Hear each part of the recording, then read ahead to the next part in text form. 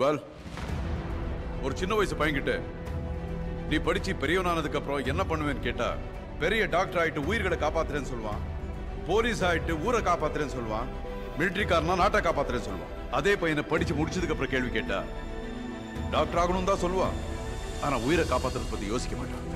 ஈசிஆர்ல வீடு வாங்கணும்னு சொல்லுவான், பென்ஸ் கார் வாங்கணும்னு சொல்லுவான். சோ சூப்பர் ஹீரோ மாதிரி யோசிச்சிருந்த ஒரு பையன் சுயநலவாதியா மாறிடுவான். அதுக்கு காரணம் நம்ம கல்வி முறை. என்ன சார், நம்ம கல்வி முறை தான் தப்புன்னு சொல்றீங்களா? 150%. ஃபார் எக்ஸாம்பிள், ஒரு மீனுடைய திறமையை நாம டெஸ்ட் பண்ணுங்கிறதுக்காக அதை மரம் ஏற சொன்னா அது ஃபெயில் ஆயிட்டு தான் இருக்கும்.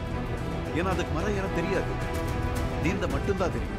அதே மாதிரி இங்க எந்த ஸ்டூடெண்ட் என்ன தனிப்பட்ட திறமை இருக்குன்னு புரிஞ்சுக்காம தெரிஞ்சுக்காம நாமளே ஒரு சிஸ்டத்தை உருவாக்கி எல்லாருக்கும் ஒரே விதமான டெஸ்ட் கொடுத்து அதுல அவங்க ஃபெயில் ஆச்சுன்னா வாழ்க்கையிலே ஃபெயிலியர் அப்படி நம்மளை நம்ப வச்சுட்டோம். ஒவ்வொரு குழந்தைக்கும் ஒரு தனிப்பட்ட திறமை இருக்கும், அதை வெளியே கொண்டு வந்து நம்ம கல்வி முறையா இருக்கும். என்ன சார், இது சரியில்லை அது சரியில்லைன்னு சொல்லிக்கிட்டு இருக்கீங்க? இந்த சிஸ்டம்ல படிச்சவங்க எவ்வளவு பேர் சக்சஸ்ஃபுல்லா இருக்காங்க தெரியுமா? அடோபி கம்பெனியோட சிஇஓ யாரு தெரியுமா? ஒரு இந்தியன். மைக்ரான் டெக்னாலஜியோட சிஇஓ யாரு? சஞ்சய், ஒரு இந்தியன். போய் பாருங்க. You right sir.